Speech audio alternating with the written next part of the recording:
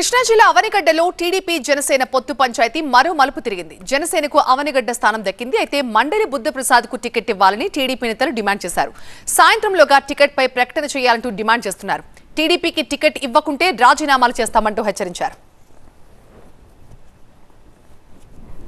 ఇక్కడ గెలిచే అభ్యర్థి బుద్ధప్రసాద్ గారు, గెలిచే పార్టీ తెలుగుదేశం పార్టీ. అన్ని సర్వే రిపోర్ట్లు కూడా అధిష్టానం దగ్గర ఉంది. ఆ సర్వే రిపోర్ట్ల ప్రకారమే మన ఈ సీట్ని తెలుగుదేశం పార్టీ అందులో బుద్ధప్రసాద్ గారు కేటాయించాలని చెప్పి మనం కోరుకుంటున్న ఎటువంటి తప్పు లేదు.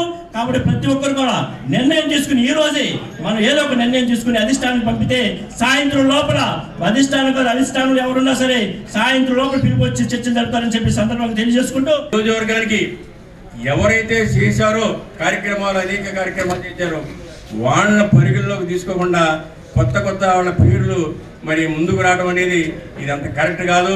ఎందుకంటే ఇది చాలా ప్రతి ఒక్క ఐవీఎఫ్ క్లినిక్ లో మేము మీకు ఈ డిస్కౌంట్ ఇస్తాము ఆ డిస్కౌంట్ ఇస్తామంటారు, కానీ మేము బిడ్డని ఇస్తాం అని ఎందుకు చెప్పడం లేదు? మనం ప్రామిస్ కోసం డబ్బులు ఇస్తున్నామా లేదా తల్లిదండ్రులు కావడం కోసం చెల్లిస్తున్నామా? నోవా ఐవీఎఫ్ దాగిన ఖర్చులుండవు, మీరు నమ్మగల నైపుణ్యం మాత్రమే. బాధాకరమైన విషయం.